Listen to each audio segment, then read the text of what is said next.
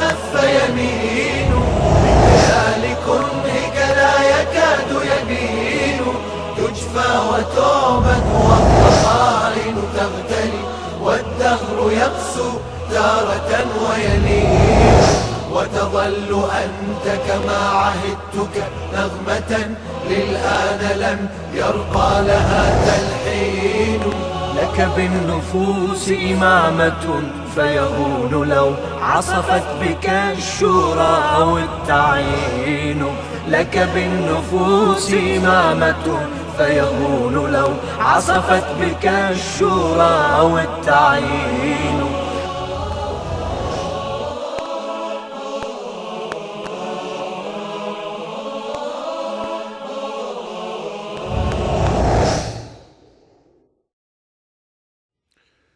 بسم الله الرحمن الرحيم.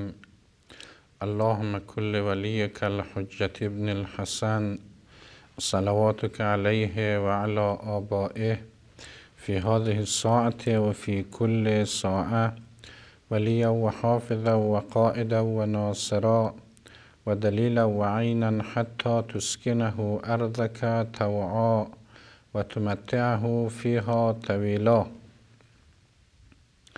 در درس قبل در رابطه با امامت امام 12 علیه السلام ادله آن مطرح و تا حدودی بررسی گردید. با توجه به اینکه عصمت و علم غیر عادی و مسئله نسب در حق احد جز امام زمان علیه السلام ادعا نشده است و با استفاده از حدیث ثقلین، با استفاده از روایات دیگر از جمله تصریحات امام حسن عسکری علیه السلام، امامت امام 12 علیه السلام به اثبات رسید. بعد از اثبات ولادت امام 12 و بعد از اینکه امامت اون وجود بزرگوار به اثبات میرسد، یک سلسله نکات دیگر نیازمند بررسی هست.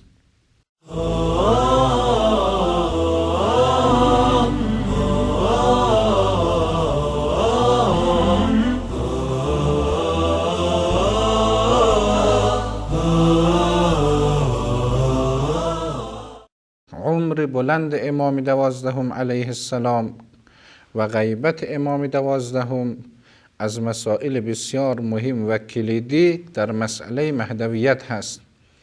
البته مسائل مربوط به مهدویت مسائل زیادی هستند که با توجه به این که بنای بر اختصار هست در این سلسله دروس نمیتوان همه جوانب و ابعاد مربوط به مهدویت را در این سلسله دروس بررسی و ارائه کرد.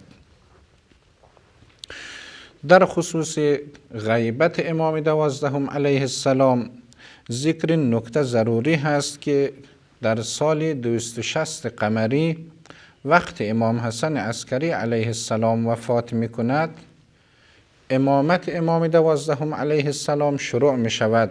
از این تاریخ تا سال 328 یا سال 329 هجری اصطلاحاً دوران غیبت صغرا هست. امام عصر علیه السلام دو تا غیبت دارد. یک غیبت صغرا هست که حدود 70 سال به طول انجامید و دیگری غیبت کبرا هست که از سال 329 شروع می شود و تا کنون ادامه دارد. در دوران غیبت صغرا امام عصر علیه السلام از طرق نواب خاصش با مردم و با جامعه شیعه در ارتباط بود. نیازهای علمی و معنوی شیعیان را پاسخ می گفت. متقابلا شیعیان اگر مشکل داشتند در عرصه اعتقاد و مسائل مربوط به شؤون امامت با امام زمان خود علیه السلام مطرح می کردند.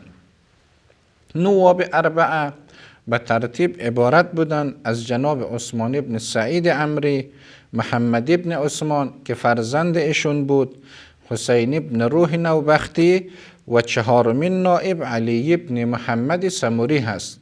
علی ابن محمد سموری وقتی مریض می شود امام علیه السلام از مرگش خبر می دهد 6 روز قبل از مرگش و در ضمن به ایشان دستور می دهد که برای بعد از خود کسی را به عنوان نائب تعیین نکن و برای شیعیان اعلان بکن که غیبت کامل واقع شد. بعد از این است که هر زمانی که خدای سبحان دستور بدهد، اجازه بدهد، امام علیه السلام ظاهر خواهد شد. بنابراین دوران غیبت صغرا دوران ارتباط با امام بود، در حالی که در دوران غیبت کبرا علی الظاهر ارتباط با امام علیه السلام 100% قطع شده است. در هر صورت نکته اصلی که اینجا مطرح هست حکمت غیبت امام 12 علیه السلام. چرا امام عصر سلام الله علیه در پرده غیبت رفت؟ چرا مثل پدران بزرگوارش در انظار مشاهده نمی شود و به صورت ظاهری زعامت امت اسلامی و جامعه طرفداران اهل بیت علیهم السلام را به عهده نمی گیرد؟ در پاسخ به این سوال وقت روایات را ببینیم، یک سلسله نکات به عنوان حکمت غیبت مطرح می شود که همه اینها در جای خود قابل قبول و قابل توجیه است. اولین نکته مسئله امتحان مردم و آزمایش استواری شیعیان در اعتقاد و ایمانشون هست. اصولا امتحان همیشه در چیزهای سخت واقع می شود. انصافا در ارتباط با امام عصر علیه السلام با توجه به این که ما انسانها حسگرا هستیم و بسیار از مسائل را در قالب حسیات و متعارف تحلیل میکنیم و میپذیریم، این که امام بیاید بیش از 1000 سال عمر داشته باشد، در پس پرده غیبت باشد، در ظاهر هیچ گونه امر و نهی نداشته باشد، بدون شک موجب تردید و اشکالاتی در اذهان می شود. لذا هست که در همچو عرصه و در این نقطه هست که مؤمنین واقعی، اونهایی که حقیقتا ایمان دارن، نیروی ایمانشان، قدرت ایمانشان در مرحله بالاتر هست، از دیگران امتیاز پیدا میکند و در عرصه امتحان الهی که سنت است عمومی و مایه پیشرفت انسان می شود، جمع از انسانها رشد میکنند، در حالی که کسان دیگر ممکن است سقوط بکنند. در بهار الانوار جلد 52 صفحه 102 به بعد مرحوم علامه مجلسی بابی دارد به عنوان باب التمحیص و نهی عن التوقیت. اونجا روایات را ایشون می آورد. در هر صورت بر اساس این روایات یکی از حکمتها و فلسفه غیبت امام 12 علیه السلام تشخیص و جدایی و امتیاز مؤمنان واقعی از دیگران هستند. در روایات مفصل اشاره شده است که ممکن است کسانی 100% در شک بیفتند از خود جامعه شیعه، کسانی باشند شیعه باشند، به مرور زمان در شک و تردید بیفتند. چه رسد به انسانهای دیگر، بقیه فرق اسلامی که ابتدا به ساکن بخواهند وارد تشیع شوند و وجود امام 12 علیه السلام را پذیرا شوند. پس امتحان خلق، تمییز انسانهای مؤمن واقعی از دیگران، اولین حکمت غیبت امام 12 هست. دومین فلسفه‌ای که در روایات مطرح شده است جلوگیری از کشته شدن امام 12 علیه السلام هست. وجود اون حضرت برای فلسفه بزرگ آفریده شده است. امام زمان علیه السلام برای برافراشتن پرچم توحید و تجسم بخشی به آرمانهای همه مصلحان در طول تاریخ از جمله انبیای عظام علیهم السلام ذخیره شده است. تحقق این هدف نیازمند زمان هست، نیازمند شکوفایی عقل و دانش بشری هست. تحقق همچه آرمانی نیازمند لوازم هست که این لوازم بدون گذشت زمان امکان تحقق ندارد.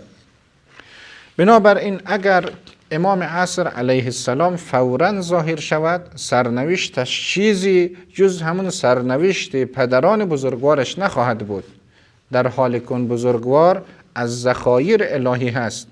او هست که باید پرچم توحید، پرچم عدالت و پرچم عینیت حق را در دست بگیرد و در کره زمین برافرازد.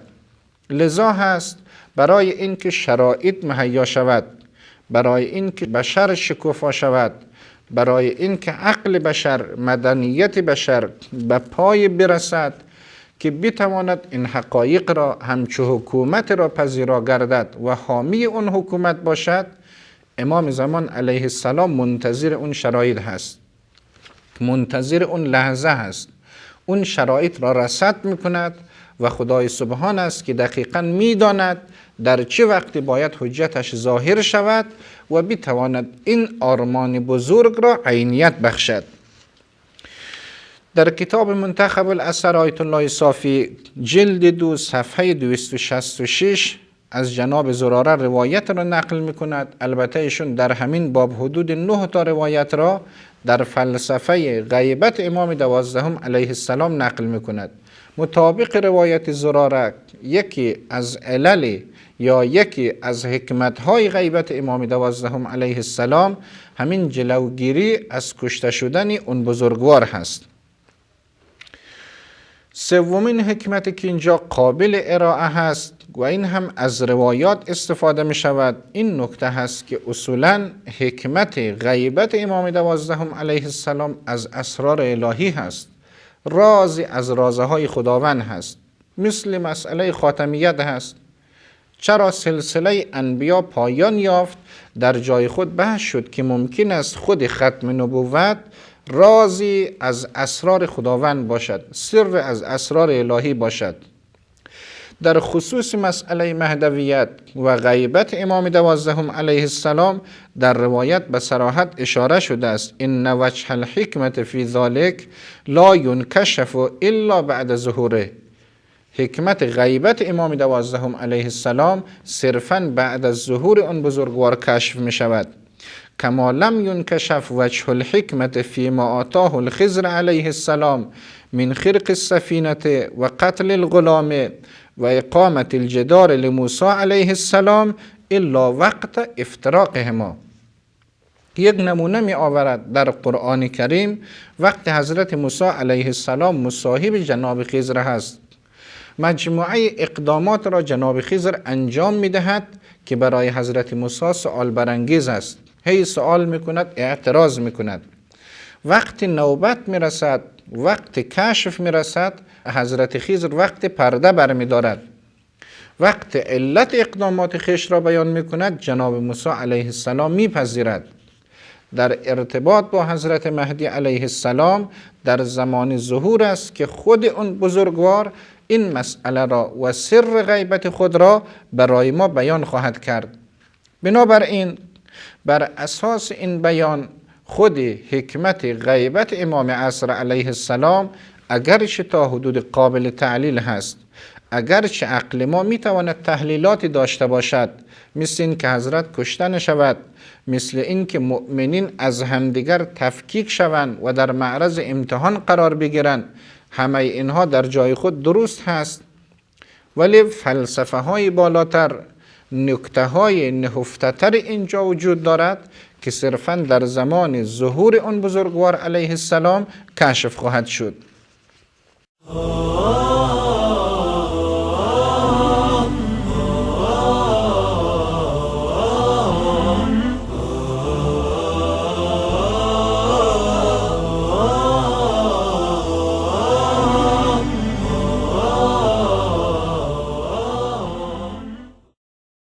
بنابراین غیبت امام 12 علیه السلام این حکمت ها را می تواند داشته باشد و از این طریق می توان حکمت را توجیه کرد. اینجا خود به خود یک مسئله به دنبال غیبت مطرح می شود که اصولاً آثار وجودی امام غائب چی خواهد بود. از همون اول تا به امروز بزرگان اهل سنت اینجا اشکال کردند که امام برای جبران نقص هست، امام برای هدایت اجتماع هست، امام برای امر و نهی هست. امامی که غائب باشد، امامی که ظاهر نباشد، چه فایده بر وجود او مترتب می شود؟ تفتازانی از متکلمین بزرگ اهل سنت در شرح مقاصد خود در بحث امامت این اشکال را مطرح می کند که مسئله اختفای امام به نحوی که فقط اسم او در میان باشد، اما عملا هیچ گونه اقدام از امام سر نزند، این یک کار بیهوده هست. با فلسفه امامت، با این که امام علیه السلام امر و نهی بکند سازگاری ندارد. در پاسخ به این سوال میتوان در جواب جناب تفتازانی عرض کرد به این نکته که اگر امام علیه السلام ظاهر باشد ولی نتواند تشکیل حکومت بدهد، مردم با او همکاری نکند، همانطوری که امیر مؤمنان علی علیه السلام سالهای سال خانه نشین بود، به همان نحوی که بقیه ائمه معصومین علیهم السلام خانه نشین بودند، هیچ گونه امر و نهی نمیتوانستند جامعه را اصلاح بکنند.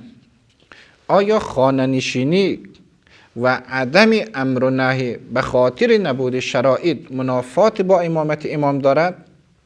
حتی اگر نبی و پیغمبر باشد ولی مردم همکاری نکند، نتواند امر و نهی کند، نتواند محور جامعه باشد، آیا خانه نشینی و عزلت و کنارگیری منافات با نبوت دارد؟ قطعا جواب منفی هست. امام عصر علیه السلام ذخیره از ذخایر الهی هست. فلسفه وجودی اون بزرگوار فلسفه بس عظیم هست. وقتی شرایطش فراهم نباشد، در ظهور او هیچ گونه اثر و برکات خاصی مشاهده نخواهد شد. به علاوه اون، اگر خود قرآن کریم را هم ما باز بکنیم، میبینیم که قرآن کریم در همون داستان جناب خضر و موسی علیه السلام به خوبی برای ما بیان میکند که خدای سبحان دو نوع ولی دارد. گاهی ولی خدای سبحان ظاهر و آشکار هست، در موارد اولیای خدا مخفی هست. خوشبختانه این نکته در روایات هم آمده است، ولی با توجه به اینکه در قرآن کریم در سوره مبارکه کهف آیه 65 و 66 هر دو ولی یک جا بیان شده است. جناب موسی علیه السلام رسول خداوند ولی ظاهری هست. حضرت خضر علیه السلام که اکثریت مردم حتی خود موسی علیه السلام او را نمی شناخت، ولی باطنی هست. فوجد عبدا من عبادنا آتیناه رحمة من عندنا وعلمناه من لدنا علما قال له موسی هل اتبعك على ان تعلمنی مما علمت رشدا. حضرت موسی علیه السلام زانو میزند و از او درخواست آموزش میکند. در هر صورت وقتی میبینیم که جناب خضر علیه السلام کارهایی میکند و از کارهای او نفع به جامعه و مردم میرسد، یک سلسله کارهای انجام میدهد که خود مردم نه ثمرات کار را میبیند و نه حتی خود جناب خضر را میشناسند، ولی بالاخره این ولی خدا بر وجودش آثار و برکاتی برای جامعه و مردم مترتب هست. بنابراین ممکن است ولی خدا علیه السلام مخفی باشد ولی همچنان آثار و برکاتی در وجودش نهفته باشد. حضرت حجت علیه السلام مثل مصاحب موسی علیه السلام هست که مبدأ کارهای سودمند و نافع برای بشریت هست. در روایت هم قال سلیمان که معروف به اعمش هست، ایشون در این روایت میگوید فقلت للصادق علیه السلام فکیف ینتفع الناس بالحجة الغائب المستور. وقتی حضرت غیبت را مطرح میکند، راوی سوال میکند که مردم از حجت مخفی چه بهره‌مندی خواهند داشت، چه استفاده از وجود امام غائب برای مردم خواهد بود. امام علیه السلام میفرماید قال کما ینتفعون بالشمس اذا سترها السحاب. استفاده مردم از حجت غائب، از ولی پنهان، مثل استفاده مردم از آفتاب است، آفتابی که در پشت ابر باشد. در کتاب منتخب الاثر جلد 2 صفحه 269 این روایت نقل شده است. در همین کتاب در صفحه 265 جناب اسحاق ابن یعقوب از حضرت حجت علیه السلام برکات وجود اون بزرگوار را در عصر غیبت سوال میکند و امام علیه السلام با همین تشبیه، یعنی تشبیه خودش به خورشید پشت ابر، به اسحاق ابن یعقوب پاسخ میدهد. در هر صورت خورشید وقتی در پشت پرده ابر باشد در ظاهر دیده نمی شود، ولی همین خورشید به زمین روشنایی و گرمایی می بخشد. از آثار حیات بخش نور همین خورشید است که گیاهان زنده می مانند و رشد می کنند و انسانها از همین خورشید، از نور همین خورشید بهره مند می شود. صرف این که وجود امام علیه السلام مطرح باشد مایه دلگرمی هست، مایه امیدواری برای مردم هست، مایه تحریک مردم برای خودسازی هست و اینکه مردم باید آماده ظهور شوند. از اون مهمتر رشد انسانها، سیر تکاملی انسان بر اساس سنت قطعی خداوند که سنت ابتلا باشد محقق می شود. وجود امام عصر علیه السلام اون هم با این کیفیت و بدین نحو با این عمر طولانی از مهمترین امتحانات است که انسانها می تواند دچار آن باشد. لذا وجود مبارک امام علیه السلام مایه رشد برخی انسانها خواهد شد.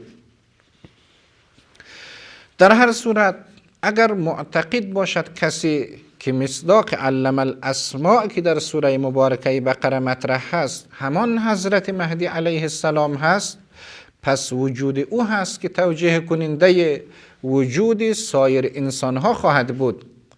و الا ملائکه همچنان اعتراضشون پابرجا هست. وقتی ملائکه از خدای سبحان سوال میکند که فرزندان آدم در زمین فساد برپا میکنند، ارزش وجودی ندارند، خدای سبحان در مقابل نمونه مثل آدم را ارائه میکند که حامل علم به اسما هست و ملائک وقتی عظمت آدم را مشاهده میکنند خود به خود سکوت میکنند و راضی میشوند. اگر امام عصر علیه السلام در زمان ما مصداق این آیه شریفه باشد، حامل علم به اسماء الهی باشد، پس به یمن وجود او هست که اعتراض فرشتگان ناوارد هست و خدای سبحان بر اساس حکمت خود وجود انسانها را افاضه میکند.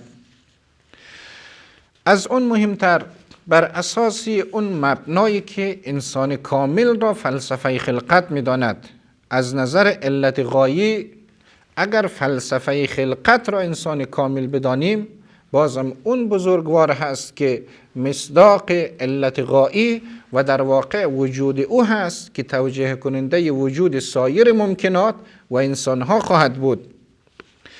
همچنانی که بر اساس برخی مبانی حضرت حجت علیه السلام مجرای فیض الهی هست. به عبارت دیگر در سلسله علل فاعل و طولی عالم خلقت یکی از علل فاعل وجود مبارک حضرت حجت علیه السلام هست. از مجرای او هست که مواهب خدای سبحان به انسانها میرسد. بنابراین اگر نگاهی مبدئی به وجود انسان بکنیم، اگر نگاهی مقصدی به وجود انسان بکنیم، اگر بخواهیم اعتراض فرشتگان بر وجود انسانها ناوارد باشد و فرشتگان مجاب شده باشند، بر اساس اون مبانی که این مبانی رو میپذیرند، بر اساس اون نظریاتی که این مبانی رو میپذیرند، وجود امام زمان علیه السلام برکات فراوانی دارد. و شاید به خاطر همین جهت هست که در روایات ما این مقدار اصرار شده است که اگر حجت لحظه‌ای در زمین نباشد زمین اهل خود را میبلعد، نظام خلقت از هم میپاشد و در حقیقت توجیه کننده استمرار خلقت وجود امام عصر علیه السلام خواهد بود.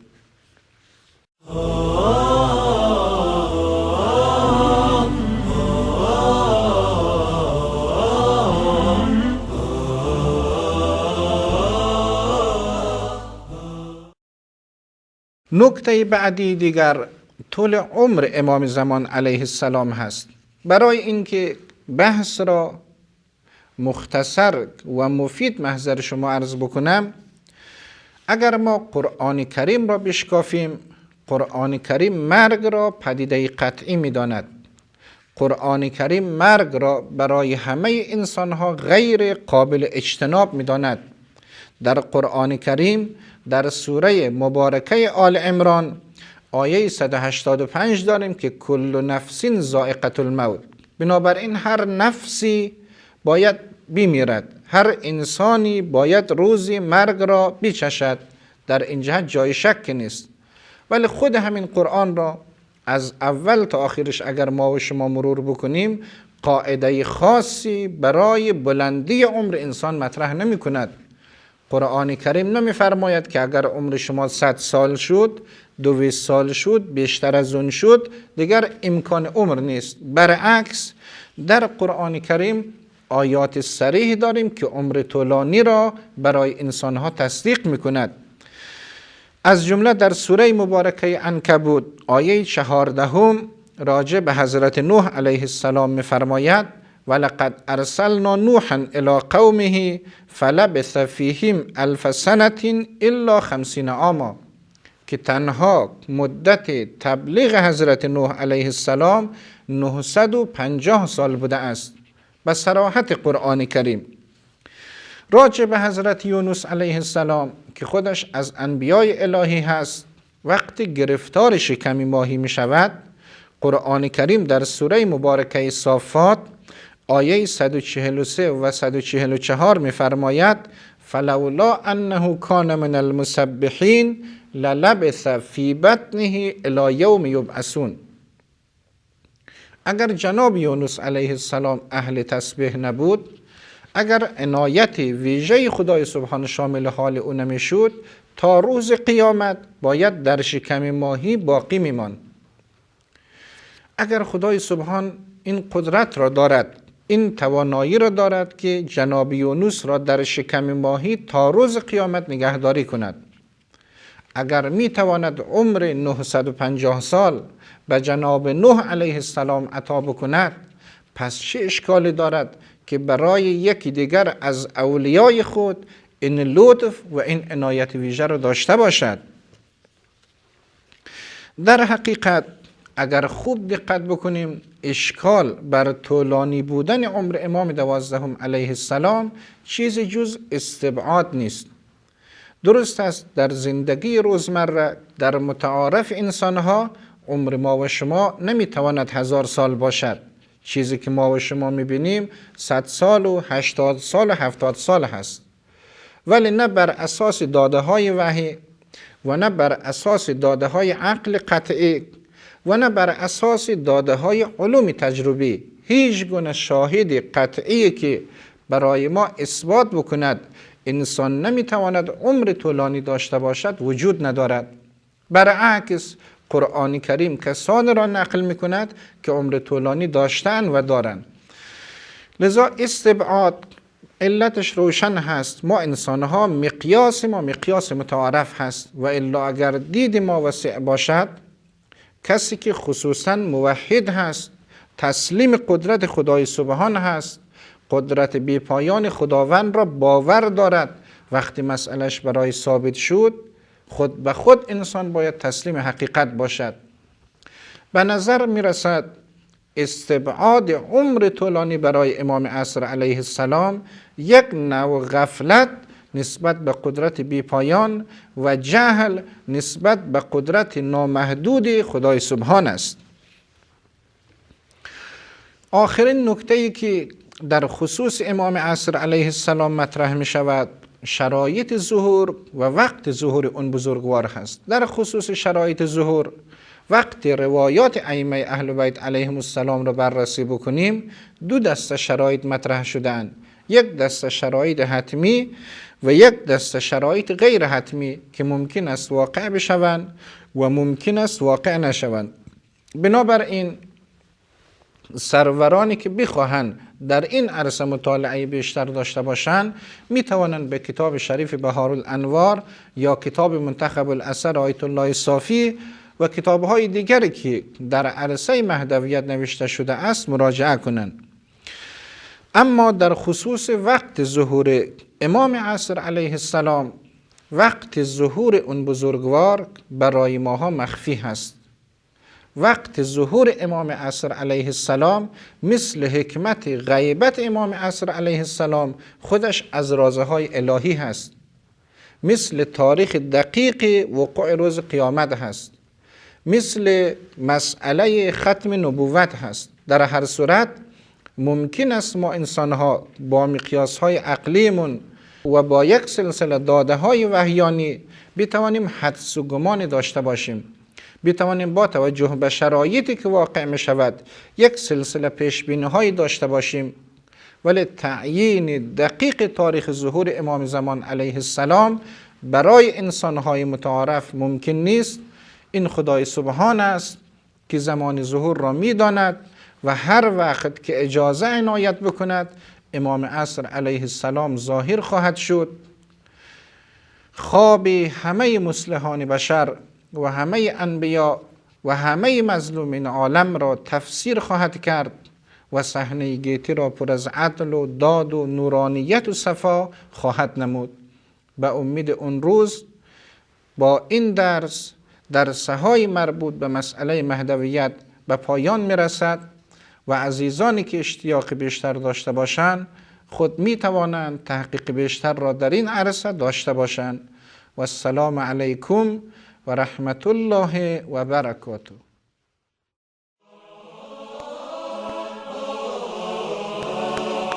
قال يسار واستخف يمين بكيال كرهك لا يكاد يبين تجفى وتعبد والضغائن تغتلي والدهر يقسو تارة ويمين